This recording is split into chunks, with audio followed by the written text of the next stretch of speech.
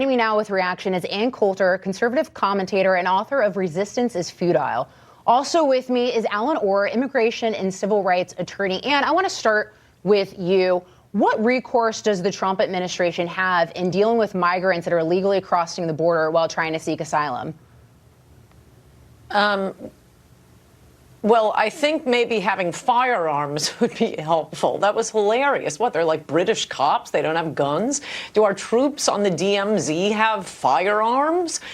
This is a little more important than protecting South Korea, as important as that is. It's our country. I mean, there are a lot of things Trump could do if he has to, if he's not going to build a wall, which apparently he isn't. He could go a few yards into Mexico, have an emergency military action there. But I don't think it's going to help with billy clubs. Well, so, Alan, So Secretary Kirstjen Nielsen said yesterday that there are 500 criminals involved or in the mix of the migrants as well as gang members. I want to play some sound for you for former ICE director Tom Homan and get your thoughts on it. Take a listen. I was called a fearmonger, but you know what? Unfortunately, I was right. Now we're going to talk more caravans come, enter illegally, put themselves in the hands of criminal organizations. We're going to bankroll smuggling organizations. We bankroll drug cartels who control the corridors heading to the border. And these people are put at risk. Women will be raped. People will die crossing the border. Children will drown. People will be misused by these criminal organizations. We've seen over and over again last year and a half how many people have died at the hands of these criminals.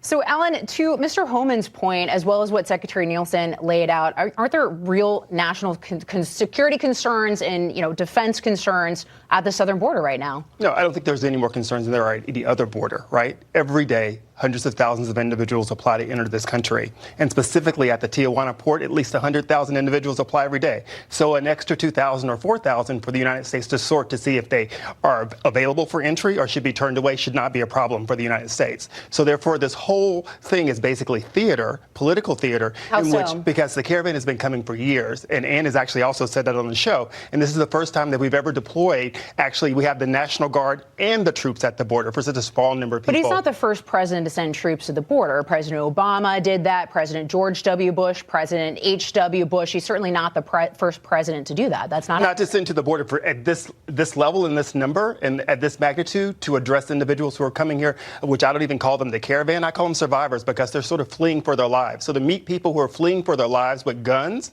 instead of welcoming them and using the American laws that we've all agreed on for Congress to let them allow to apply for asylum, that's not very American.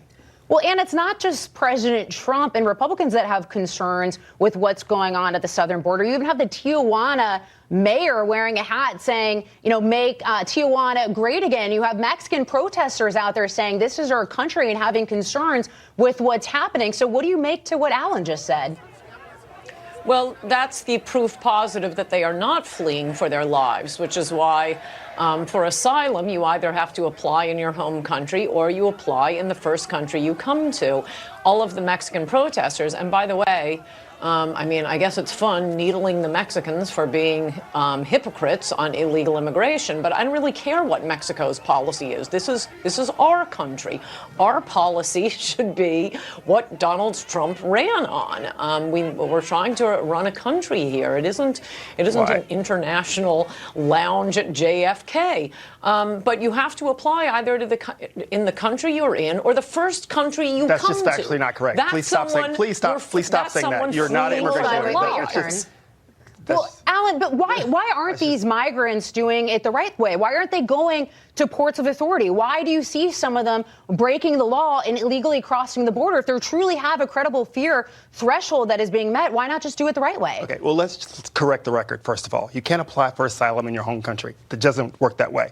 There is a rule you can, of course, apply to the first country in which you enter. Of course, are seeing people who are not doing it the correct way or illegally crossing the border. That's a fact. Let me finish. In Mexico, over the course of the last couple of months, has accepted more immigrants than they have in the past. They've actually stepped up the numbers of actually integrating people into society more than the United States has. So All those things combined with people who are fleeing for their lives, coming thousands of miles, they don't know where the port of entry is, right? If you've never been to a city before, you don't know where the port is. And continually, this administration has made it hard for individuals who do appear at the port, as you have seen on Tuesday when the president closed down the port for no reason at all but to others send fear, and then only allowing a couple of families in at a time. So therefore, this concept of them crossing the border illegally, or them being illegal, or them being illegal aliens when they're not even in the country, really, we should stop saying that, right? And so the law allows, the Constitution allows, through the Administration Act, that doesn't matter how they enter the country between ports, which we heard from the Ninth Circuit, they're still allowed to apply for asylum. And if we want to change that, we should change Congress. Well, the laws are also being exploited. We know that as a fact. You have 80% of these individuals passing their initial threshold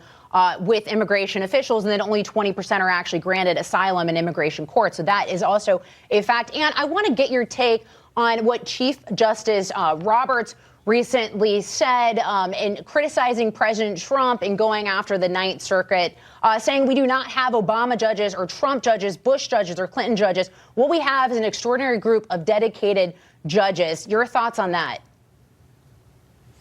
Well, I warned the country about Justice Roberts, thought he was a mistake. The one thing I will definitely give President Trump credit for is appointing justices like Kavanaugh and not Harriet Miers and Justice Roberts. I don't know why he's jumping into this. I have a lot of complaints with Trump. That tweet was absolutely right. I'm glad he's appointing judges that are enforcing the law. And yes, the law is you seek asylum in the first country you get to. You are by definition not fleeing for your life when you are trekking through thousands of miles of other countries. And oh, well, welfare isn't good enough here in Mexico. I think I'll keep going.